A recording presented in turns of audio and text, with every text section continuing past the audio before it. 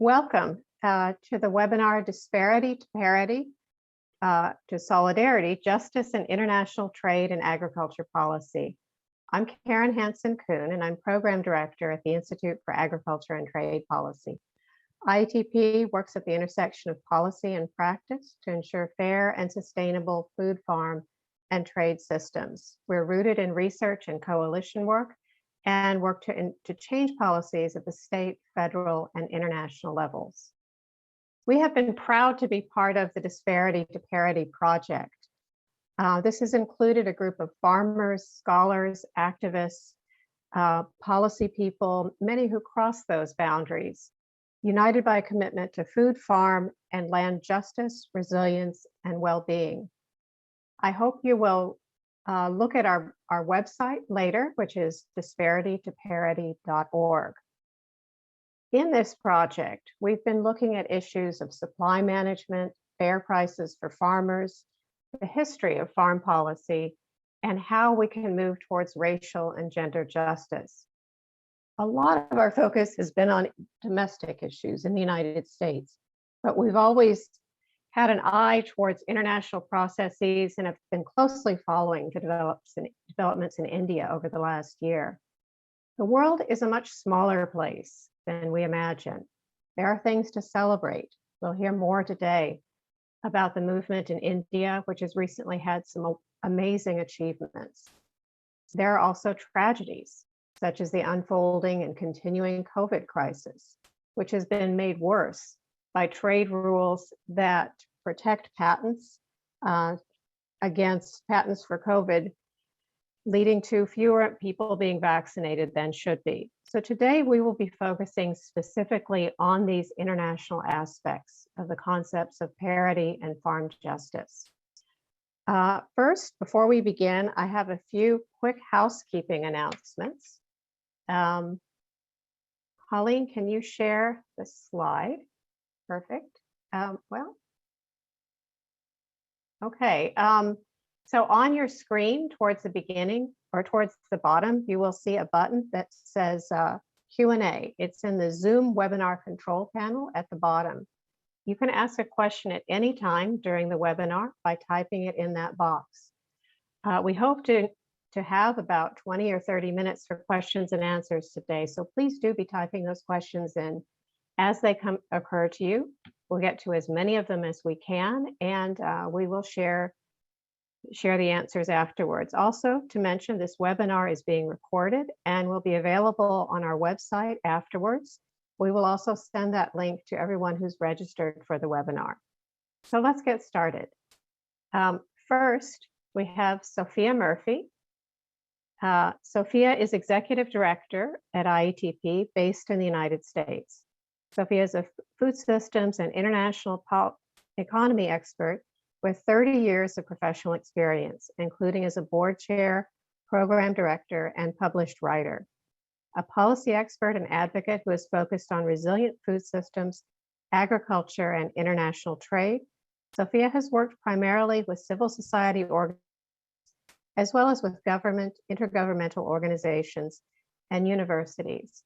Sophia will be giving us an overview of the issues we'll be discussing today. Thank you, Karen, and welcome everyone. It's really a pleasure for Iatp to be able to host this session in collaboration with American University and the National Family Farm Coalition. I wanted to start with a little bit of the history of the Institute for Agriculture and Trade Policy, Iatp, because it was founded by Mark Ritchie really to understand the relationships that US agriculture had with other parts of the world. And it's been central, I guess, to the DNA of the organization that we've always been, had an international board, involved farm organizations from around the world in our thinking and in our policy activism. And when Mark founded the Institute in the 1980s, he was coming out of activism around the farm crisis and the deep crash in prices and high levels of debt that were crippling many parts of especially Midwestern agriculture here in the United States. But he also understood that the government was sort of looking or insisting for solutions that would come from international markets and expanding trade as a way to deal with unmanaged supply and with concentrated power on the buyer side from the grain traders. And so he saw and then began to work with other organizations and other farm organizations elsewhere in the world on trying to get some voice in trade policy right from the 1980s. And for many of the 36 years or so that IATP has been in existence, there have been two dominant relationships really internationally. One is trade, the reason we were founded in a sense, and that is governed by the Uruguay Round Agreements signed in 1994 in Marrakesh, Morocco, which founded the World Trade Organization and set up the Agreement on Agriculture at the WTO. And the second has been these trans-border environmental concerns that really had a kind of high point in 1992, right around the same time when the Earth Summit in Rio de Janeiro led governments to sign the UN Framework on Climate Change, among other things, Biodiversity Convention as well. And these two huge drivers force international conversation and force us to think about relationships beyond our national borders and to think about what we're doing at home and how that relates to the possibilities for agriculture elsewhere and our responsibilities as well for what we might be choosing to do at home and how that affects others. I think it's maybe a bit surprising, but that the environmental sort of strand has been very late to understand agriculture and to think about food systems.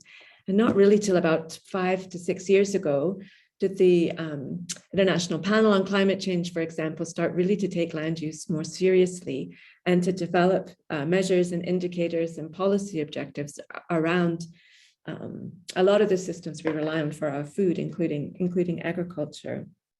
Whereas trade rules were all over agriculture right from the start, right from that agreement on agriculture, which remains the only international agreement that is looking at domestic agricultural policy and looking at it through the lens of other countries and what effect it might have elsewhere. And I think it's really important to understand how that's felt as an intrusion, how it's damaged a lot of important measures or policies we've had in place to control production, for example, and to control market power from the grain traders. On the other hand, it's also true that 1980s agriculture policy caused a lot of harm to countries around the world before the World Trade Organization came in, and that the unmanaged production, that the failure to manage abroad what we were trying to manage domestically was creating real problems globally. We're still living with those problems today. In many ways, the WTO has just been a failure. And I would say that's because they were not really grappling. They grappled with some of the causes of that oversupply and that disruption, but not all of them. So the WTO rules were focused on where states were intervening in markets, and in many cases, actually underpaying farmers for what they produced. That was the case in many parts of the world. And in other cases, like in the United States, failing to manage the supply at the same time as they were maintaining price supports.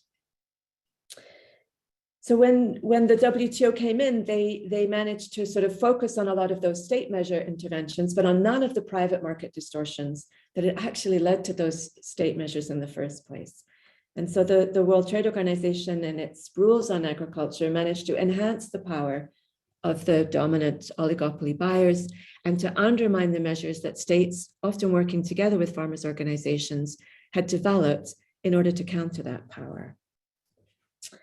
So the first sort of disparity to parity initiative that IATP undertook in the trade realm, I would say, was to document dumping, which was an initiative to look at how far below cost of production prices were international market prices for US commodities.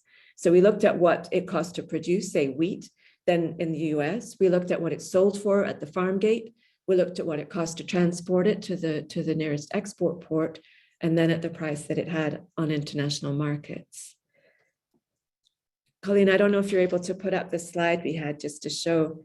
So this is a map of the dumping numbers that we've been tracking since 1991. And each time you're over the 0% line, you're dumping it. In other words, you're selling internationally at less than it costs to produce the good. And you'll see this a period starting with the food price crisis years around 2008, where dumping is actually negative, if you like. That's a time where the international price is higher than the cost of production for a short period for many crops, not all. And that was a whole lot of history and reasons to go in for it. But you see how persistent between 1991 and again today, that we're consistently selling in international markets, selling US commodity at less than it costs to produce. And so this is for showing the absurdity of the claim made for globalization that the WTO would somehow increase healthy competition and stabilize an international food supply. Instead, you see globalization accelerating patterns established already in colonial times that undermine domestic food production, especially in low-income countries where agriculture was the mainstay of the economy, and create a dependency on a very unstable source of food. The dumping reflects an instability because it's not sustainable. You maintain the dumping in part by government payments, so you're dependent on Congress to decide whether or not it would make those payments. And you're also dependent on absorbing the cost on the farm. So you have that whole pattern that we've talked about in many of the previous webinars, whereby farmers and farm labor basically are exploited in order for the system to continue. And then you're also exploiting the land and the water and the natural resource base on which the production depends. And it's into that realm where we see how deeply extractive the agriculture supported by our trade rules has become, that we're seeing new forces come in and possibly new international relationships that would help us get agriculture on a better track by starting to pay attention to protecting biodiversity, thinking about both climate adaptation and mitigating emissions, and of course, bringing in the regulations we need to protect farm income, farm labor income as well, and enforcing the competition rules we need to protect against oligopolies. I'm going to leave it there, Karen, and look forward to the next conversation, hoping that we'll come back around a bit to the question of how we continue to manage trade and do so better. Thank you, Sophia. It's always nice when I'm appearing not to tell people to be quiet. So for the next part of the agenda, we'll have 2 rounds of brief interventions. The first round will be on what parity means, or farm justice, in each national or regional context. And then a second round about how those issues are affected by international policies. So we will start with Davinder Sharma. Davinder Sharma is a distinguished food and trade policy analyst based in Delhi, India. Trained as an agricultural scientist, he has worked with the Indian Express, one of the biggest English language dailies in India. He then left active journalism to research on policy issues around sustainable agriculture, biodiversity, and intellectual property rights, and the implications of free trade for developing countries. The popular Indian weekly magazine, The Week, listed Davinder Sharma as among the 25 most valuable Indians, calling him Green Chomsky. He is associated with numerous national and international organizations, civil society groups, and farmers organizations, and was also a member of CGIAR's Central Advisory Service on Intellectual Property Rights. Please go ahead.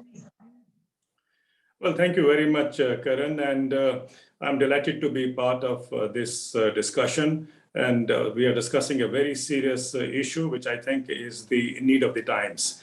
And the basic point that we see across the globe, the reason for the agrarian distress that prevails is the economic injustice being meted out to farmers. Having said that, we recently in India have seen a monumental development taking place as far as the farmers' issue is concerned.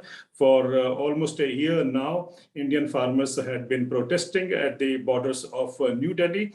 And this was a protest which is being hailed as the longest and, of course, the largest that the world has seen. And they were actually calling for the repeal of 3 laws that the government of India had brought in last year. And the laws were basically to open up or deregulate Indian agriculture and bring in market reforms in agriculture. The reason why the farmers protested, and of course, the reason also that the farmers feel now that they need to celebrate after the government withdrew the laws. Yesterday, the parliament repealed the 3 laws, and which, of course, is a historic decision that has emerged out of this massive demonstration that has lasted for 1 year. Across the borders of New Delhi. I think what is very important here is that the farmers of India were actually protesting against the injustice and equity, especially concerning the farm incomes or the frozen or declining farm incomes over the past few decades. And to just give you an idea, the Indian farmers, which of course comprise 50%, roughly 50% of India's population, which means if we include their families, it should be about 600 million people engaged directly or indirectly in agriculture. They feel that they have had enough. When I say they have had enough, is that for the last few decades, we have seen the number of farmer suicides at a phenomenal pace happening in India regularly, year after year, and something close to 400,000 farmers have committed suicide in the last 25, 26 years in India, which of course is an indication of the terrible distress that prevails in the countryside. While this all was happening, the country was witnessing record food production, record production of fruits and vegetables, and a record milk production. And yet, despite these records being achieved, farmers were in misery. When I say misery, to just give you an idea, the Economic Survey 2016, Economic Survey is the official document that the government releases 2 days before the budget every year. Economic Survey 2016 told us that the average income of a farmer in 17 states of India. India has roughly about 28 states, 29 states and union territories. Out of that, if in 17 states, which means roughly half the country, the average income of an Indian farmer was just $267. Now, imagine that kind of income showed that in terms of rupees, it means rupees 20,000 a year. And if that also tells us that how precarious the situation must be, because you can't even rear a cow in a year with that kind of amount or that kind of earning. Now, this was in 2016. Just a few months back in September, the government also released another survey, which is seen as the largest survey that the government does every year, or after a few years, I would say. And in this latest report is for year 2019, and it's called Situational Assessment Survey, which tells us that just from crop cultivation, and I'm not including non-farm activities, just from crop cultivation, on an average, a farmer earns less than $50 every day. Now, if this is the situation of a community which is, of course, responsible for producing a record food production year after year, it tells you clearly that how deliberately we have kept agriculture impoverished in India. Now, this is something not peculiar to India. We know this is a global phenomena where food prices are kept low to ensure that the economic reforms remain viable, or to ensure that there is economic growth. So the design is so built that we have to keep the food prices low, and the people who are producing their food actually end up paying a penalty to the country. And that is what the farmers of India have been saying or stating or arguing or debating over the years. It's not the first time that there was a demonstration in India. For last several years, farmers have been protesting at one part of the country or another part of the country. But this time, what happened was the introduction of the 3 laws in India, which, as I said earlier, which indicated the shift towards market reforms in agriculture. What infuriated the farmers, and they were on the streets because they know that once the laws come into place, or once the laws are implemented, the corporate takeover of agriculture is imminent. And of course, that would mean the farmers will be driven off their land, and the farmers also fear that their land would be gobbled up by the corporates in the years to come. Even though the land holdings are very small, 86% of India's population or farming population has a land holding of less than 5 acres. But as I said earlier, the percentage of the farming community is roughly about 50% of the population is engaged in agriculture. So it's a huge, huge responsibility to ensure how to make agriculture economically viable. And the 1 year of protest by the farmers have actually waken up the country to understand that agriculture is undergoing a terrible, terrible crisis. And we have seen agriculture becoming, at the top of the political agenda in India, which I think was a remarkable achievement in any case. And once the laws were withdrawn, we have also seen that the farmers have managed to actually rake up those issues which were always pushed under the carpet. And when I say rake up those issues, the primary issue is that the farmers need to move from disparity to parity.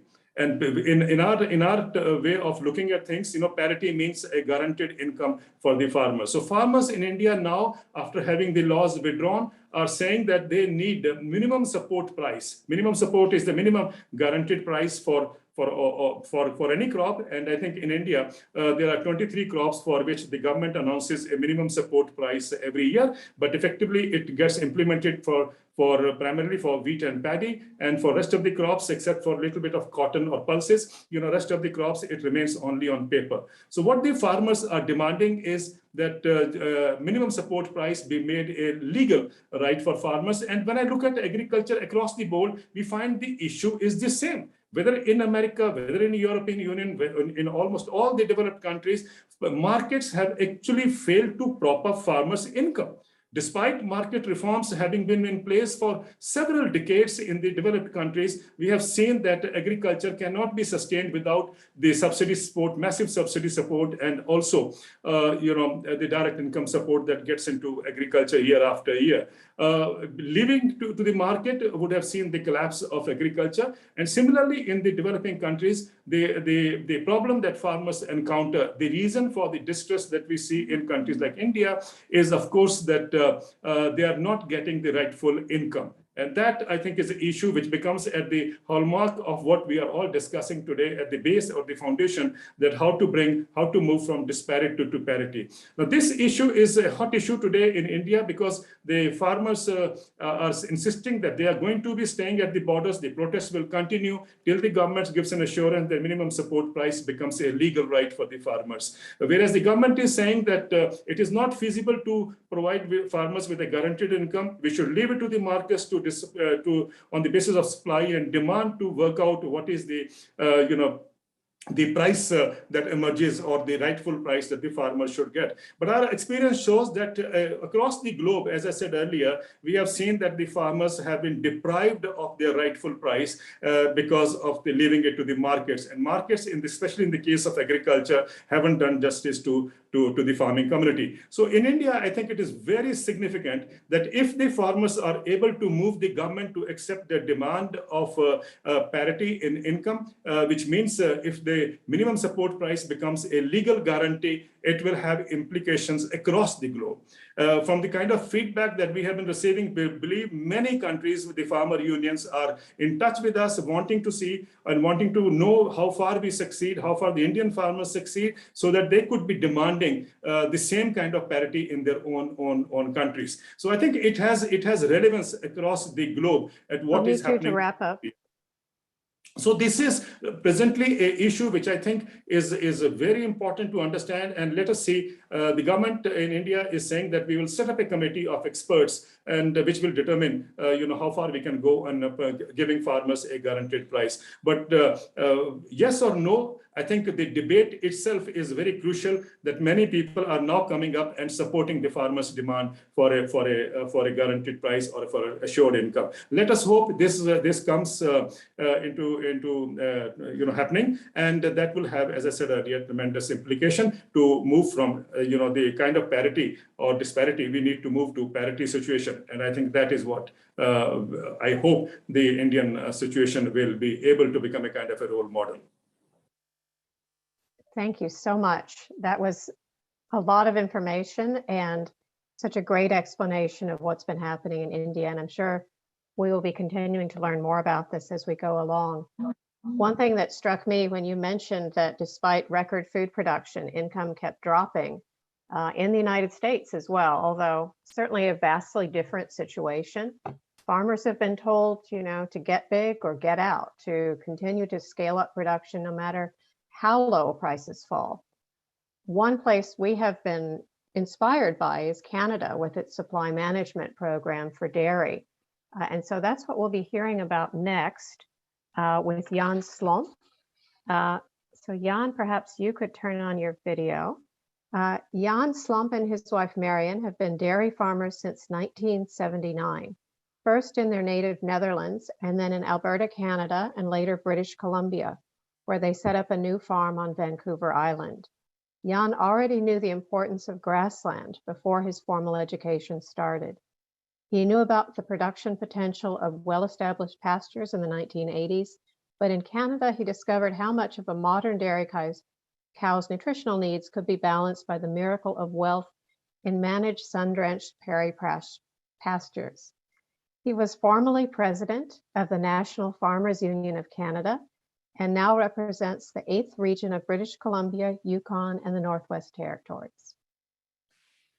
Thank you, Karen, and thank you, Davinder, for very good news from India. Yeah, we are blessed in Canada in a few sectors in agriculture, that is poultry and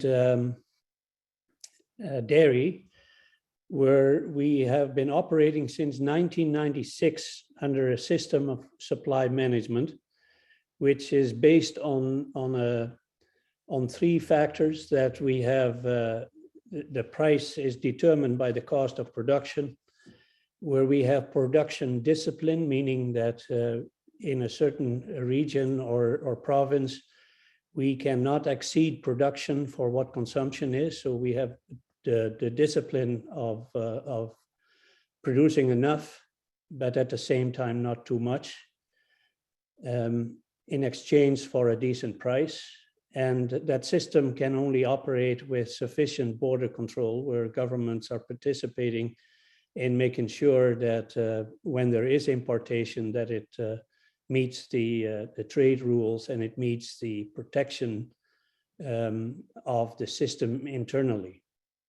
So that system was operating since 1969, and it was protected internationally through a regulation in the GATT, the General Agreements on Tariffs and Trade.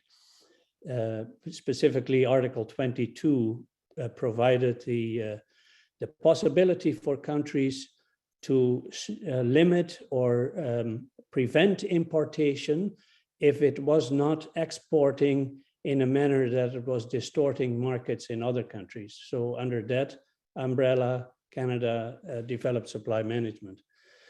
Since the early 90s, since the Uruguay round, we have WTO, and that was based on the premise of liberalizing trade. And from the first day the agreement was signed, Canada opened up for 5% of domestic needs for importation from elsewhere, mainly United States and European Union. And every trade meeting since, every agreement since in WTO was forcing the door for importation further open. And yet every time Canada tried to export something, we were cut off because we were protecting our own production. So despite that, the system has survived up to now. And you can understand how relieved we feel when a big country like India is managing to finally upset the apple cart of increased liberalization.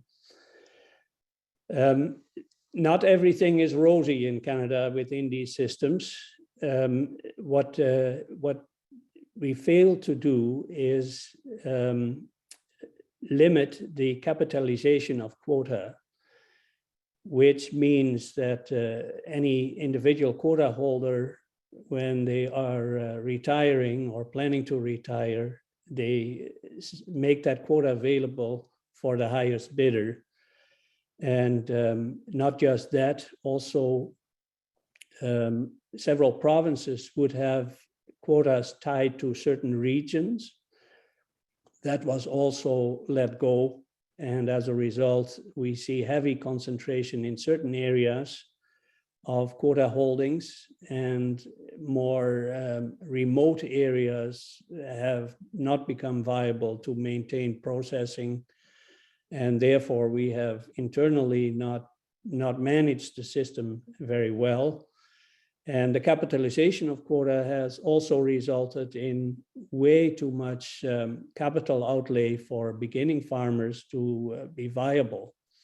And that can easily be prevented, but not without rules that are set up from the very beginning. So I want to warn every country, every jurisdiction that thinks of doing this, for making sure that the capitalization of the system is eliminated or very limited, and that young generations don't have to finance only land for too high values, but also quotas, production rights. So if we contemplate the effects of climate change and where the world is going, I think supply management offers tremendous opportunities to tie production to regions and get a very robust system of overcoming difficulties in climate by having every region a unique way of production, but also in times of disaster, that we have other regions to tap into supply, and are not running the risk of one region that produces for everything that can upset the whole supply system. So I think I should leave it with that for now. Perfect. You're right on time. I know learning from the Canadian Supply Management Program has been really important in the US context too, where a number of groups are trying to think through new approaches to supply management. Next, we will hear from Susan Akachwa, who is joining us from Uganda. Susan works with GRAIN. She joined GRAIN in 2017, and after working with several regional civil society organizations in Africa.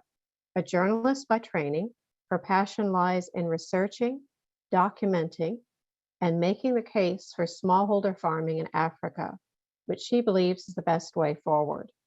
Based in Kampala, Susan works with GRAIN partners across the continent, especially on issues such as seeds, land grabs, and trade policy. Susan, can you turn your video and your mic on? There you are. Welcome. Thank you, and it's evening my side, so good evening, good morning, good afternoon, and it's so humbling to have me here speak about a few issues on the African continent. Please allow me to first put things into context with regards to the agricultural sector on the African continent. The sub-Saharan African part of the continent is home to about 33 million smallholder farmers. And most of these smallholder farmers that we talk about on this continent particularly are women. 80% of farmland in sub-Saharan Africa is managed by smallholder farmers who work on about 3 to 10 hectares of land, so they don't work on huge chunks of land. And this has been the case, including fisheries and pastoralism. We are still a very sort of subsistent community when it comes to farming and agriculture. So the industrial agriculture system is very recent on the African continent. And that's because African governments are increasingly getting pressure from the international community, especially with laws and policies that are being pushed by free trade agreements and by organizations like the WTO, to adapt to agricultural systems that we never used to practice before. So based on that, we are seeing a shift from agriculture as we knew it before to agriculture that is industrial, it's corporate, it's about making money.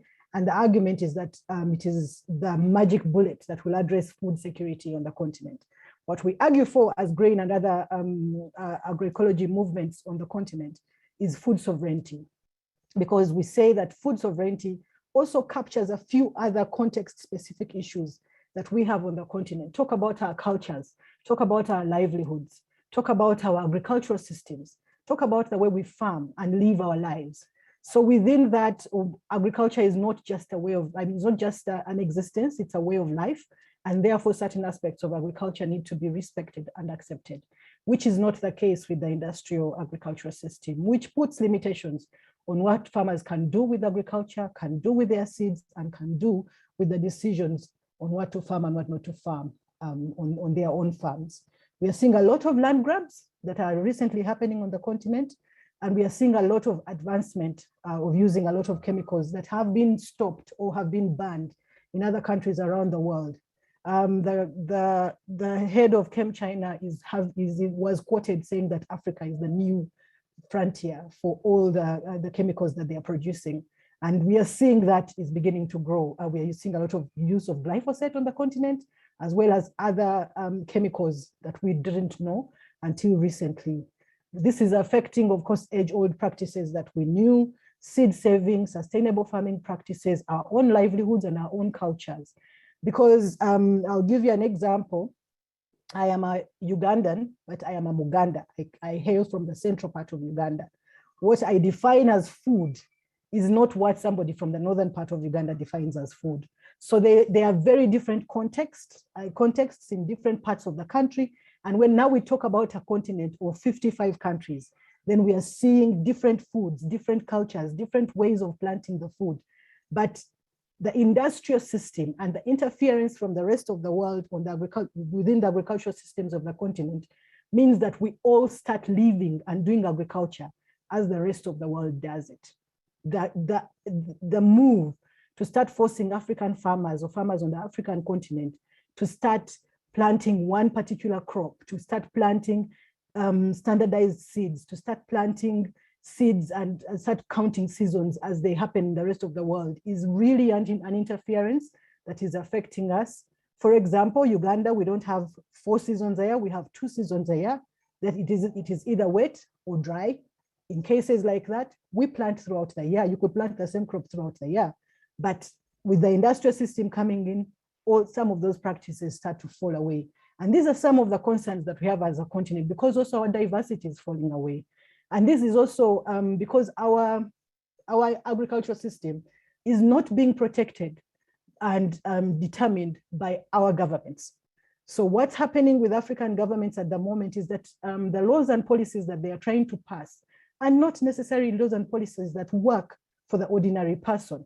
So for example, we have the African Continental Free Trade Area at the moment, but before that, we had other trade agreements and which bound us, like the Economic Partnership Agreement, which bound us to negotiate within our regional economic communities. So within East Africa, which is inclusive of Uganda, Kenya, Tanzania, Rwanda, Burundi, the New Sudan, all those countries fall under the East African community. And we are obliged to negotiate as the East African community. And because of that, the laws that criminalize farmers like UPOV and ARIPO are being negotiated at that level. So that national context, the national laws and all of that falls away. Within the upper scale of negotiating the African Continental Free Trade Area, we are seeing a harmonization of seed laws and biotech laws, which then takes away from the national laws. So all of this is affecting farming decisions. It's affecting the position of farmers in making decisions on what to plant. And it is also affecting our agricultural sector tremendously. So I'll leave it at that for now and continue a bit later. Thank you. Thank you, Susan. I really appreciate you raising the issue of gender, which is so often left out of these discussions, but also food sovereignty. I think we all agree on the importance of that concept, and we need to be explicit in restating it. So before we begin the next round, we wanted to introduce a little poll to see who we are. We had more than 200 people register for this event, And right now, I see more than 100 are online. If you feel so inclined, please go ahead and answer where you are from, and we will announce the results, share the results after the next round of questions. So our next round is more putting this in the international context. How are these goals that we heard about in the first round of questions affected by international trade agreements or policy? So this will be a similar format. We will start with Davinder Sharma. Well, over the years since the first round or the first ministerial, WTO ministerial at Seattle, where I and Sophia were there, I still remember that the entire effort of the globalization process was to basically streamline policies across the globe. And that is something which has hit agriculture in the developing countries and also in the least developing countries. And we have seen what is happening because of those reforms, the way industrial agriculture is being promoted, the way agribusiness is being imported. It is leading to not only ecological problems, but also, as has been said often, that the farm incomes have been squeezed in the process. This is a phenomena which is linked to the design that has been laid out, the trade design basically that has been laid out. And more people are now demanding that we need to move from the intensive farming systems to agroecological farming systems or regenerative farming systems. That's a demand which is domestic, but it is building up not only building up within the country. And I'm sure with the kind of promises that we are finding from different other continents and countries, this will now dwell into a bigger issue for us to contemplate or take care of in the years to come. Why I'm saying is this: when we talk of the trade issues first, let's be very clear. It hits at India's food procurement system and the guaranteed income that India has evolved over the years in the form of minimum support price to farmers, which of course is presently being delivered to only 6% of the farming community in India, and 94% farmers are in any case dependent on markets. But even that 6% is coming under radar, and the rich developed countries are actually asking India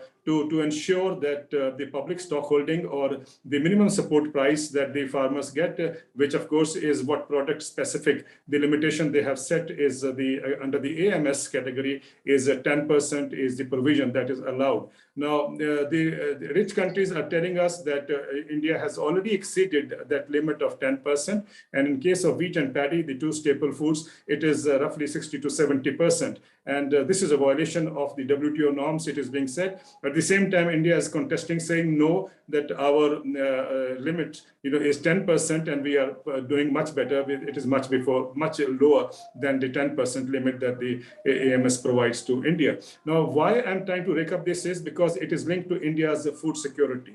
It is linked to India's food security because at the moment, under the National Food Security Act, India provides rationed food grains or subsidized food grains to more than 800 million people in this country and cater their food insecurity problem.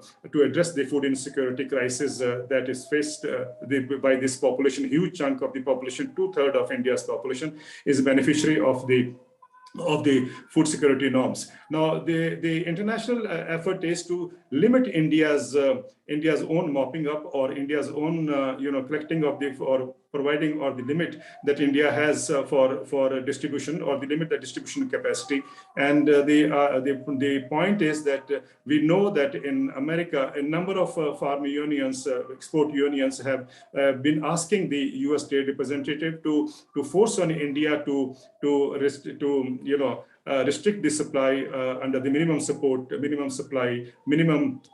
support price that farmers get, so that exports can come into India from America. So their interest, of course, is to increase their exports. Their interest is to increase their exports, whereas in India, the feeling is that when the cheaper food comes in from outside, our small farmers will be out of reckoning. So this is the kind of a conflict that is taking place even in the present WTO ministerial deal which was to take place but now postponed. This was a hot issue where the G33 countries were protesting that they should have that space so that they could ensure that the food security problem can be taken care of.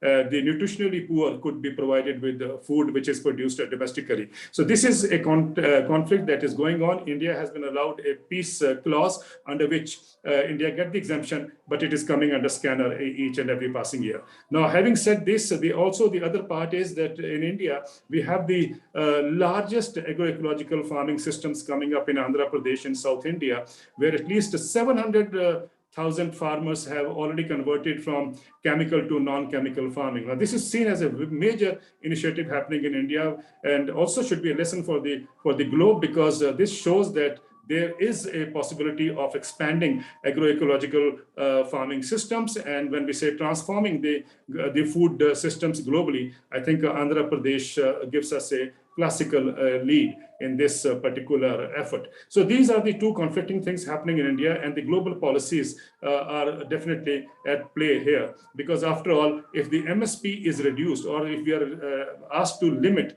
the number of farmers who can be covered under or who can be provided minimum support price, it actually hits at the parity norms that Indian farmers are demanding. So here is a question of justice or food justice at stake, and this is something which has, or let's say, is drawn from the international policies. So India is asking for, or the farmers in India are also asking for, is that we should have our own kind of a model developed rather than worrying about what the WTO is trying to impose on us. Let us see in the months to come how does it fare out. But there is a big understanding or thinking erupting in India that we need to evolve our own food farming systems, irrespective of what the international thrust is or international effort is for us to follow the international norms. So I think these are the two major initiatives happening in India, and I will leave it here to discuss about the other issues also which we are grappling with, like the international,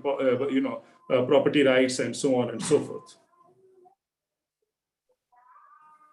Thank you so much. I mean, it's true in the United States as well. When we began thinking about these issues, parity, which is like a minimum support price, was a central issue. It is, of course, we all want things beyond that as well, but without paying farmers a fair price, it's hard to imagine how we would make any progress. Next, we'll hear again from Jan Slomp.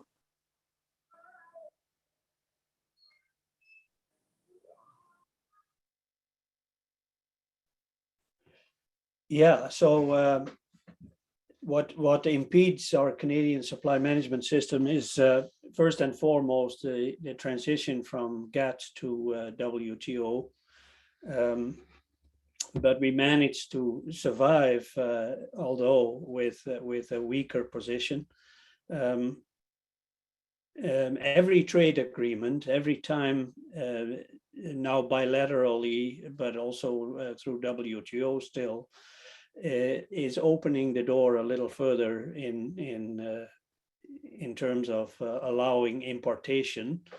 And typically our governments are then turning around and then provide some subsidies for farmers to invest in increased productivity or so-called creating efficiencies, but it weakens our system, and it weakens, it definitely is an impediment for smaller farmers to keep up, and unfairly, because supply management in itself offers more modest-sized farmers a way forward and allows them to be creative in new ways that are very important in the adaptation for climate change, and definitely maintaining the production in regions.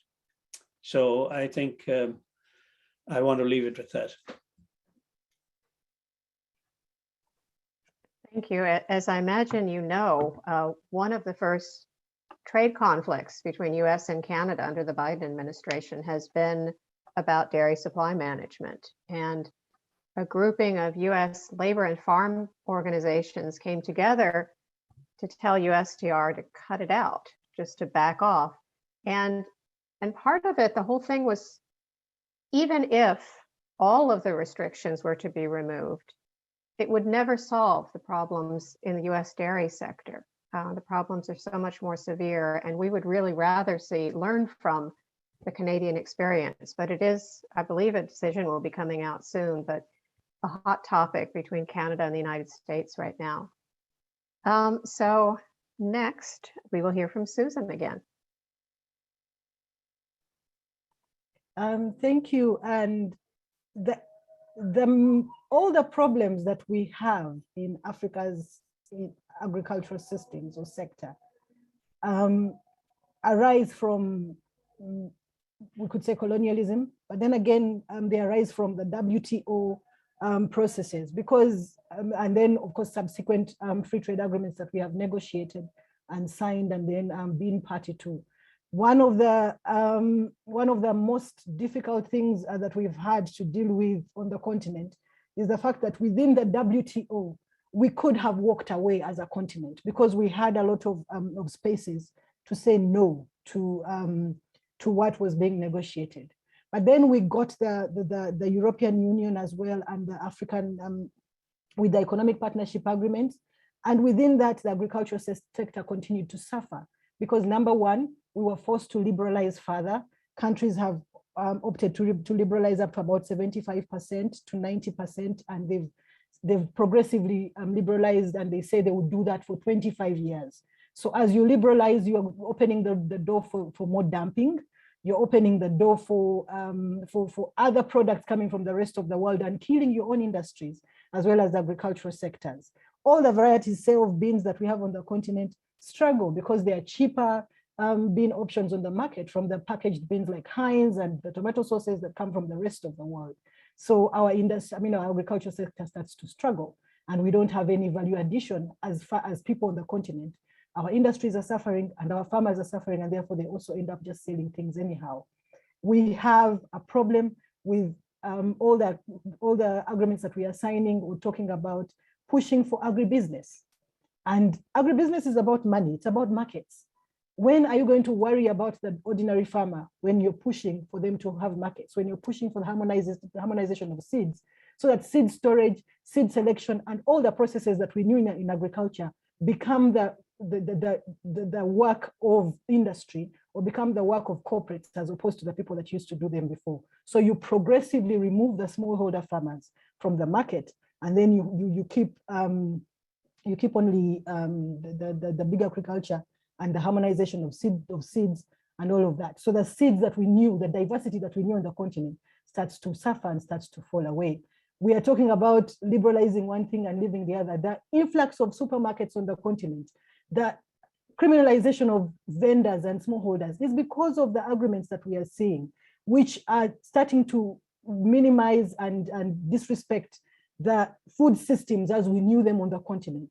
So a lot of nutrition problems that we didn't know on the continent are on the rise because of these agreements that we signed. They directly affect our nutrition decisions, our food systems, our agriculture systems, and our livelihoods. And the other thing that is really concerning us, and I'm so glad that Yanni is here, because one of the biggest things that we are struggling with on the continent at the moment is our dairy sector.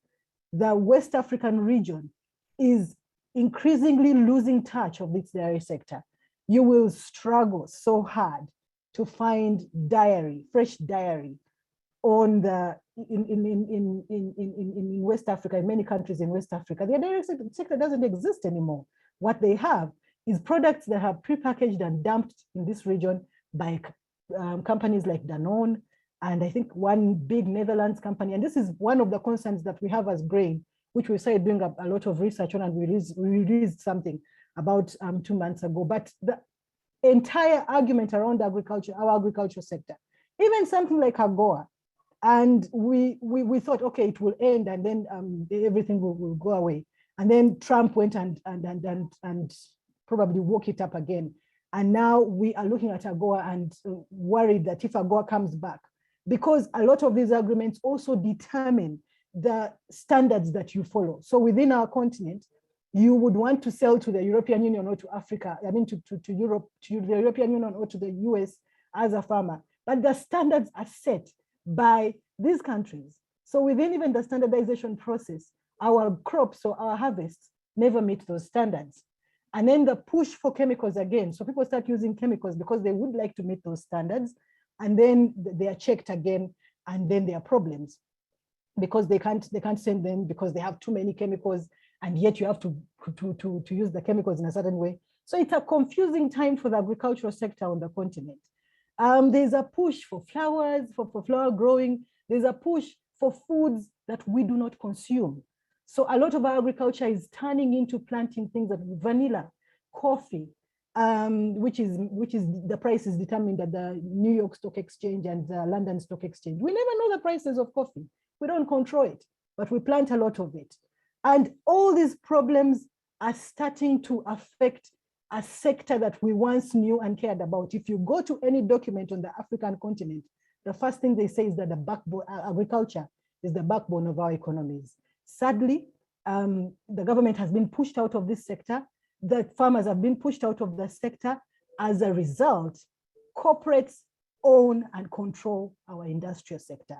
And of course, I'm not saying that it is really a sad state of affairs that we don't have anybody who's pushing for these processes to be protected. We have a huge and heavy civil society that has come out on the continent and said, no, you're not going to play around with the agriculture sector. And a lot of those are also talking about the agroecology movement. We are seeing organizations like La Via Campesina, which are pushing for food sovereignty, along with the Alliance for Food Sovereignty in Africa. And I think there's a gentleman from the US, I think he's called Tim Wise, who has been very, very kind in always giving us information about what the Bill and Melinda Gates Foundation is doing and the research, and he's always there to help us with that information. As a result, almost all the organizations that are in the agroecology movement and the food sovereignty movement are coming out and speaking loudly. And we are glad to see that also the farmers are waking up and saying, you cannot play with our food systems. So based on that, there's a problem with all the free trade agreements that we know, because they affect our most important sectors. And the most important sectors, if the government is not controlling them, if the government is not subsidizing farming, if the government is not recognizing the smallholder farmers or the farming as we knew it before, then it becomes problematic. But we will continue the fight. We can't stop. Thank you so much. That was such a clear overview of what's happening in Africa, something that we don't hear enough about in the United States. So we are going to have a good chunk of time for question and answer, which I'm really looking forward to. Before we do that, let's see the result of the poll. So where people are from. I think this is kind of what we expected. 78% from the United States, 7% from Canada, some from Europe, many from Asia. I think it's an interesting cross-section of people. I think many of us in the United States really want to learn more about what's happening internationally, and especially recent developments. So let's move in to question and answer section. I would encourage the panelists, all four of you, to turn your videos on so we can all be seeing each other. And we'll go through the questions we have here and perhaps be a little more flexible about those time limits. Although I have to say, I'm happy that we have this time now that will be more fluid. So I guess the first question I have here is from Steve Supan, also from Iatp. He says, proponents of neoliberal agriculture policy often accuse critics of encouraging trade distortion. There's no WTO definition of trade distortion. What does that term mean to you? Would it be helpful and feasible for WTO members to debate a definition of trade distortion? Who would like to take a first answer at that? I bet Sophia could start us off on that one. I certainly thought a lot about it. I would say, so I think they probably do operate with some kind of definitions, Steve, which would be around the policies that affect prices in international markets. And I think the big blind spot in the way that the WTO went about defining it and then creating rules for what would be allowed and disallowed was that they focused on state interventions that affected the supply. They don't tend to look at the demand part of the equation, one of the many gaps. And they didn't look at the private sector causes of distortion that were many and have actually intensified partly as a result of removing a lot of state measures that were put in place to counter. So I think I think it's a kind of fatal weakness in the way that the agreement tries to organize itself, to start with trade distortion as a binary, is or is not trade distorting, doesn't help countries deal with any of the problems that they want to solve with their agriculture, even quite apart from our struggle for justice for farmers and for those who work in the food system producing food. It's just not a very meaningful or helpful way to think about what the distortions are. So, but I think the first place to start in the conversation internationally is if we're not going to deal with private sector distortions, then we can't be eliminating or even reforming the ways in which the state is trying to shape the market. The market is controlled by both.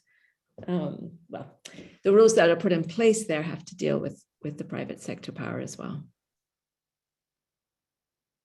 Is there anyone else who would like to address this question? Yes, Karan, if I may be allowed to go. I agree with Sophia that although there may not be a definition like what we are expecting, but yes, WTO talks about trade distortion, but primarily of a distortion that they think is because of the state intervention. Let me illustrate here. India has a food surplus of about 80 million tons to 100 million tons. And whenever the government is trying to export whatever they have accumulated as the surplus, there is a question mark, raised at WTO that when you export this quantity of food, which is of course bought at the subsidized prices, then if it causes a trade distortion. So there is a lot of pressure on India not to export anything from that stock that we have built, or the surplus that India has built, and that is something which the WTO keeps a close watch. But as far as the distortion by the private sector is concerned, I haven't seen any kind of initiative or the discussions happening at WTO. Also, I think what we need is to talk about the distortions that are needed as far as the supply chain or the value chains are concerned, and that is where when the Indian farmers are demanding a guaranteed price for their produce, a lot of people are saying that this will distort the value chains, and I'm always of the opinion, why not? I think they have done enough damage over the years, and by keeping farmers impoverished or keeping the share to a minimal level, and I think there is a need for distorting those value chains also. So I'm just putting up these two examples before all of us, so that we can just start thinking on these two different but related dimensions of trade distortion. Thank you. I have a question that is directed to Susan from Daljit Soni. Probably, I don't know the pronunciation, but do you think La Via Campesina, and I guess AFSA as well, are sufficient platforms to strengthen an international alliance to fight back against industrialization of agriculture in Africa? How can we leverage lessons learned from Mexico and India, for example, with the failed toxic green revolution? I guess, how can we be learning from other countries as well? La Via Campesina and the Alliance for Food Sovereignty have been very instrumental in the fight against the capture of agriculture and agricultural systems on the continent. And I think it would be great if we continued the partnerships, because one of the things that we have come across is the work around movements, the work around speaking with more than one voice. It's very difficult because we have very stubborn governments, but we also have very broke governments who are on the continent to get money from other people to be able to run programs. And that does affect us. So the support that we get from the wings that, and also the advice as well, that we get from La Via Campesina would be great in informing the struggles that we have on the continent. But let's not forget that as we leverage and pick up from examples across the rest of the world, some of the problems that we have on the continent are context specific. And therefore we need to also appreciate and accept the diversity on the continent.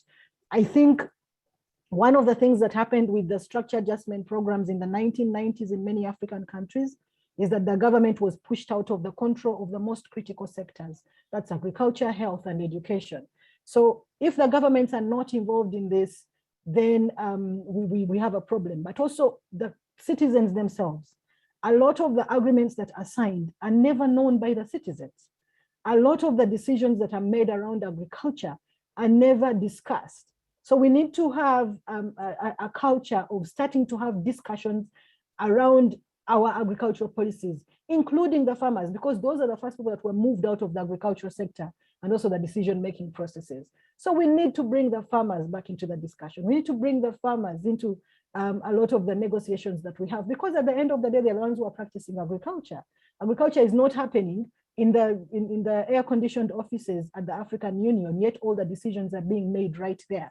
So I think one of the things that we need to do is to work with more civil society organizations, as well as different organizations and academic institutions that are promoting sustainable agriculture. There's quite a few of those on the continent. There's a lot of organizations that are also pushing for agricultural practices that we had lost.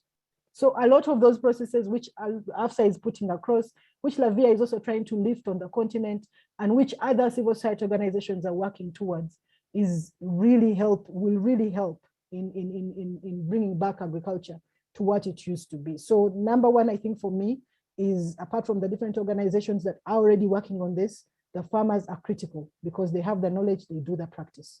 And we need to remember them in the conversations around policy and decisions in agriculture.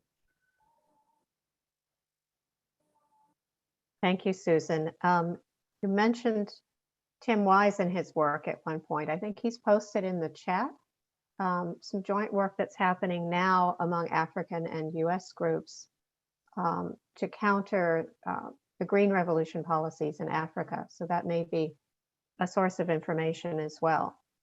I have a question from Elizabeth Henderson that I think would be directed to Jan. What would be the process? Sorry, my screen just jumped. For determining the quota, if it were done by provinces in Canada, is there a democratically elected body that decides? And I think the context here is also, as we've been trying to learn from the Canadian experience, and to think about how to make sure that, you know, if we were to push for supply management for dairy in the US, how to make sure that it is a process that leads to greater equality among dairy farmers as well. So what are the lessons from that? Well, quotas are, the total volume of milk is determined by the milk that is consumed, and every month there is a very small adjustment. If the consumption goes up, then a percentage of the quotas go up or down. What is not regulated in Canada is who owns or who is contracting this quota, and so it is on the free market. Anybody can purchase quota and start milking. Of course, you have to live up to the standards and have a qualified production facility that is approved, but still it impedes young generations to start up because there is a substantial capital outlay for that quota. So I think that can be overcome by at all times having the production quotas be controlled by the public.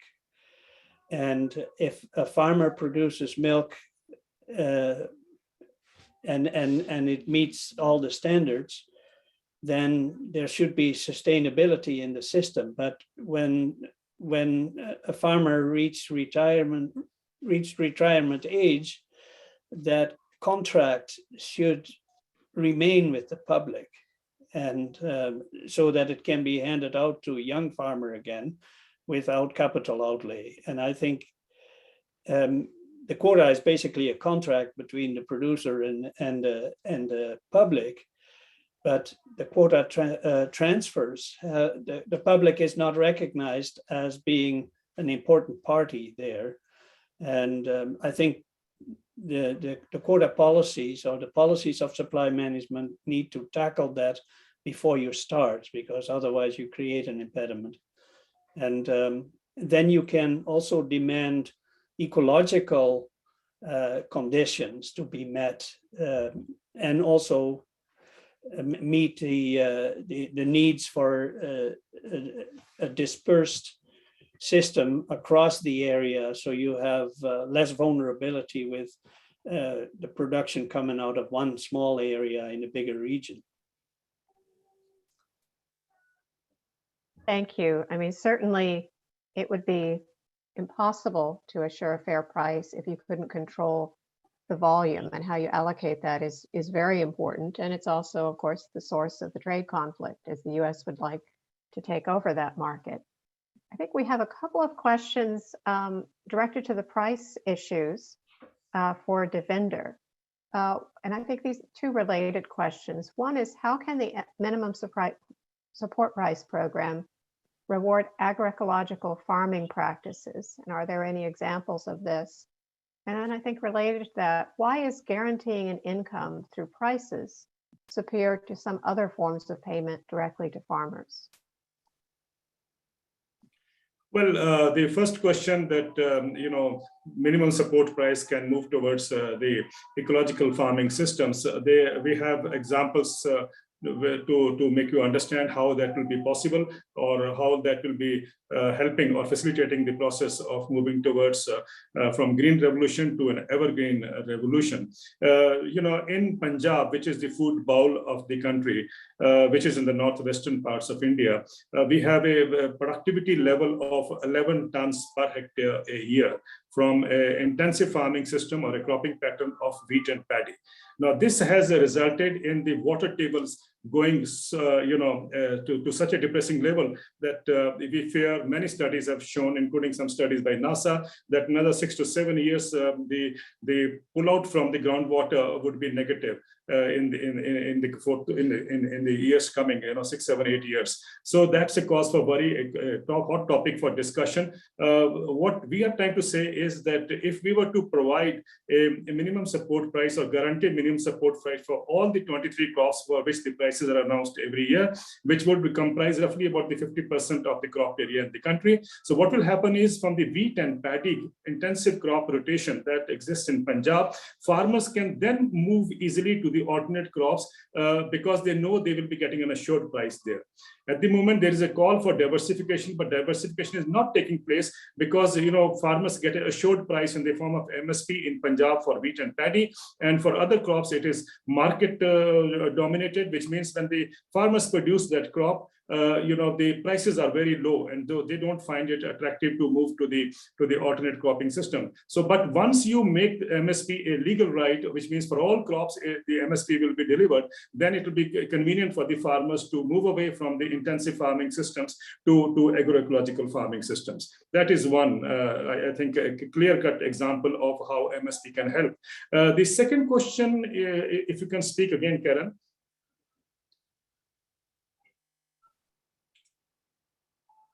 Let's see, it was about if MSP, why is paying farmers directly through the MSP and price support better than other kinds of public support to farmers? I think first and foremost, the need is to see that the government accepts that, yes, the time has come to provide farmers with a guaranteed income. Now, it can be by way of announcing a legal mechanism for ensuring that the farmers get minimum support price. That's A. The other one could be we provide farmers with direct income support. That's B. The C, the third mechanism could be that we provide for deficiency payments. All I'm suggesting is that whichever form you take, whichever approach you take, the first and foremost is that the government should agree that they are willing to provide farmers with an assured income. Now, this is very important for another reason. You know, the economic thinking globally is to move people out of agriculture into the urban areas. Now, that is something which has happened in America. That is something which has happened in the European Union. India is also under tremendous pressure for several decades now to move a large chunk of its population from the rural to the urban areas. And I remember a World Bank study which had said that in 20 years' time, we should have moved 400 million people from the rural to the urban areas in India from 1996 to 2015. Now, that was quite a tough task given to us. But the point I'm trying to make is, instead of doing this, the challenge India has is to how to keep agriculture sustainable as well as economically viable, so that, you know, there is no influx or deluge of huge farming population in the cities, which are already under stress. And I think the need is to make agriculture profitable and economically viable. That's the kind of a model that India needs to, rather than pushing people out of rural to the urban areas. Thank you. I do want to encourage others to speak up if you'd like to answer some of these questions as well, because we are in a more informal part. Sophia, did you have something to add? Well, I would just say, I think in India and also in North America, we have good examples where the another form of support has come from procurement programs, from the buying side, rather from guaranteeing prices specific commodities. And I do honestly think that there are some significant challenges historically with price support tied to specific commodities, because we tend to overproduce those commodities as a result, and we have nutritional issues as well as environmental issues, as well as gluts that come about. So I think it's an imperfect science at best. And I don't know if that means what that implies. I just think it's one of the challenges we wrestle with. But on this other side of procurement, what's interesting is that you then have other kinds of pressure you can bring in. For example, you'll be working with health ministries, education ministries, on what a good diet would be for the children, and that will be encouraging a more diverse, you know, that'll be diverse procurement, as opposed to, say, sourcing a specific grain or specific food, and that can be quite helpful and quite a significant market. Not always the first market or only market for a farmer, but also one of the ways of diversifying income sources. So that providing for the school lunches becomes one of several places you can sell, as opposed to having just one place, one market, as it were, to go to.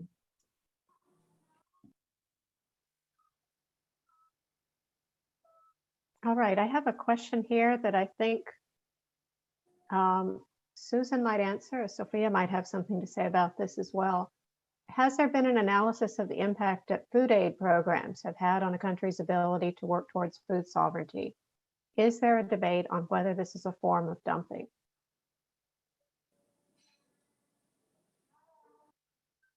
Unfortunately, there hasn't been an analysis on food aid, but within the Alliance for Food Sovereignty in Africa and grain, we did look at the concerns around food safety. And within that, we were compiling cases around the different industrial foods and the scandals that have been coming up over time due to industrial food. And one of the issues that came up, I think, was the food aid that was being sent to northern Uganda. And the issue with that was it being associated with the recent rise of a disease called nodding disease syndrome, which some experts say was caused by food aid. But we've tried in the recent past to try and make those linkages between food safety, dumping, and a lot of the difficulties that we have around the changes in nutrition. The analysis hasn't really taken on or happened in the past, but I think it's something that we are trying to do as well, because as these scandals come up, as the food safety scandals come up, we're also realizing that there are linkages to that. So dumping is a new area that we are trying to look into to see some of those dangers, and maybe sooner or later we'll have something on that. I might show my age, because I think that dumping was a huge issue, and in some ways, some success with those reforms means maybe, I mean, there's still a big issue with food aid and dumping, but the mass dumping on international markets is not as common now as it was through food aid. Maybe that's also because we found other ways to facilitate it with the trade rules, because food aid was operated through state structures. But there have been significant reforms. Canada is one of the countries that reformed its food aid to turn that over into a financial contribution to buy food where the market made most sense, as opposed to insisting it was Canadian grain. The US has been much slower to make that reform, but it has effectively changed what it does and significantly reduced the volume of grain that it puts on the market as food aid, although it still continues. So there is analysis, but I think what Susan's pointing to is it's all probably at least 10 and maybe 20 years old. And so it might be interesting to look again and to see what is the structure and shape of food aid today. Now that some of the major suppliers of food aid have reformed their policy and the state no longer controls so much grain on the export side. Jan, you want to add something? Well, yeah, Canadian supply management system was possible under GATT through this Article 22, which allowed a country to stop importation if it wasn't distorting markets elsewhere itself. And I think we need to reinstitute that policy in trade, because it allows every individual country to stop importation if it destroys, if it means dumping and destroying their own farmers. And I think it prevents dumping. And yet I think since we have the WTO, dumping can be a bigger issue. At least it's the countries, when they're organized, then they had a way of preventing it happening to them, at least. Thank you. Certainly organization is key. I have a question that I think is directed to both Susan and Davinder, asking if the agricultural subsidy programs in Uganda and India are able to address or incorporate climate change in some way. Susan, do you want to lead off on that? I think it's an issue we're grappling with in the United States as well. I think just to get some clarity, the subsidies coming from where? Crop insurance actually is what they're talking about. Are there any types of crop insurance against climate change in Uganda or India? First, like I said earlier, one of the problems that we have is that the government was taken out of the sector. So crop insurance is not something that we are seeing, and not only in Uganda, but across the continent. So we're not seeing anything to do with crop insurance. We don't have, originally we had banks that used to give out loans and protection for farmers. Those ones do not exist anymore. Some of the things that were pushed out of the control of the government. So basically our farmers are not protected and they are not safe. And any kind of effect that happens does affect them aggressively. Well, in India, we are still grappling with this issue, but more recently we have had a comprehensive crop insurance program being brought in.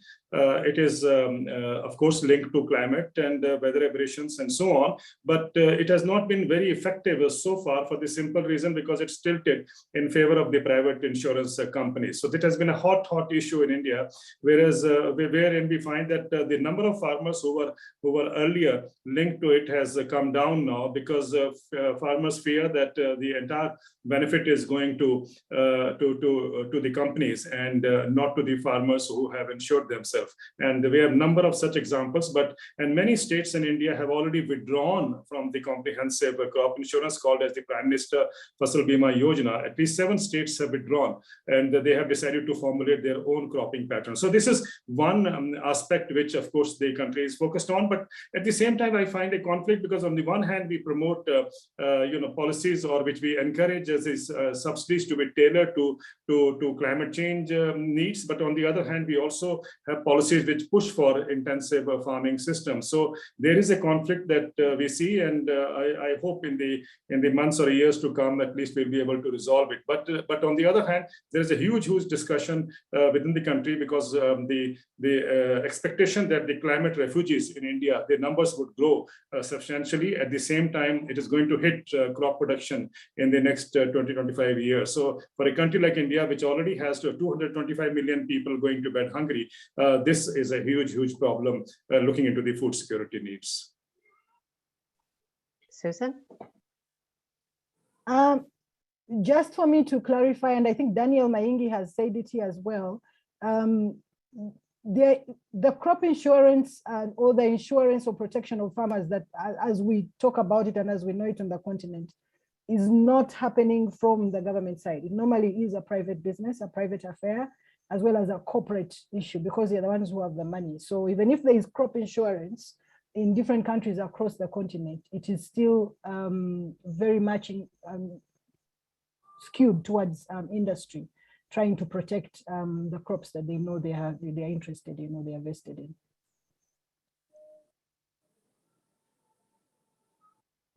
All right, we are almost at time, and I'd like to conclude with a round from each of the panelists,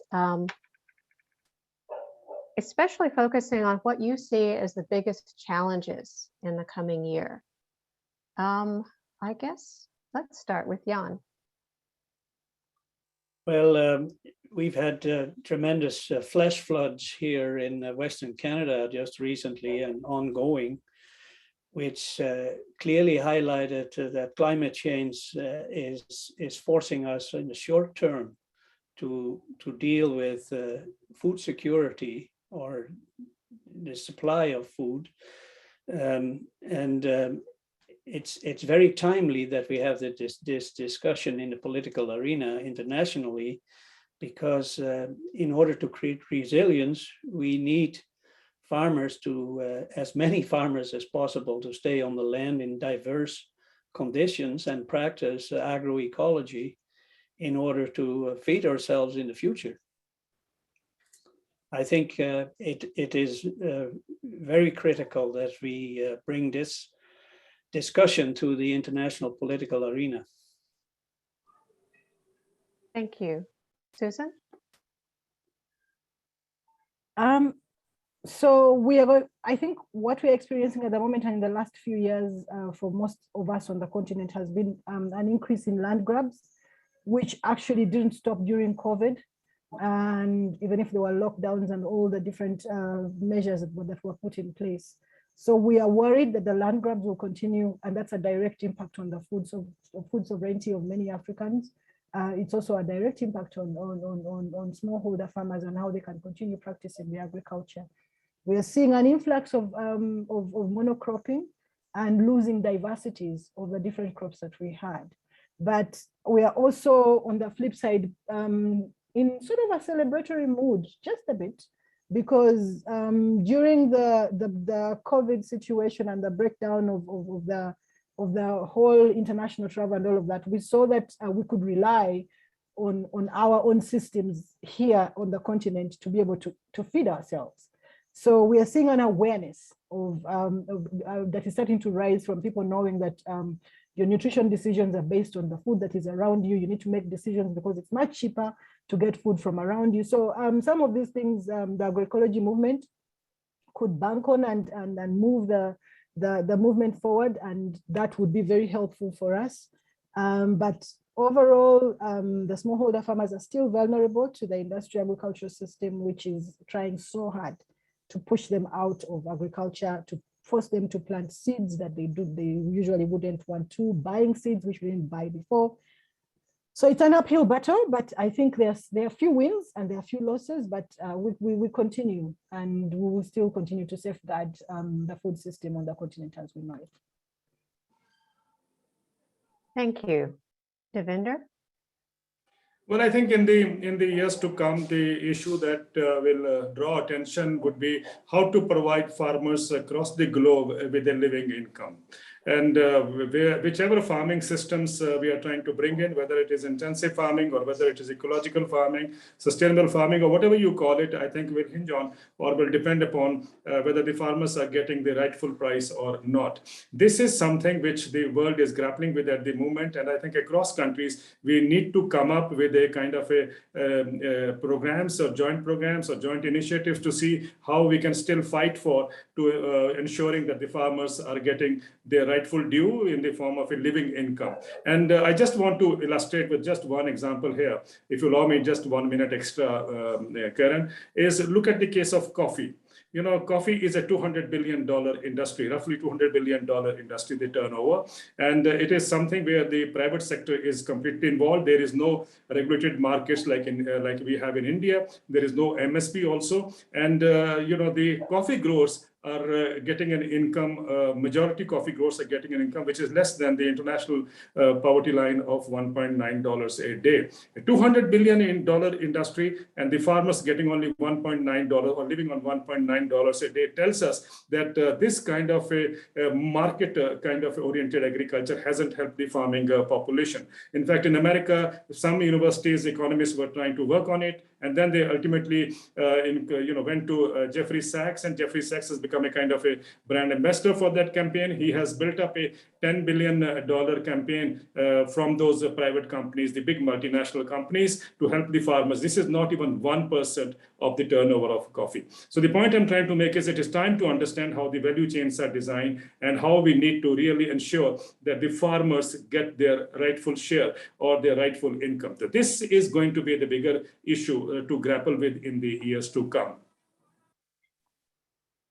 Thank you so much. Sophia, any brief comments as we close?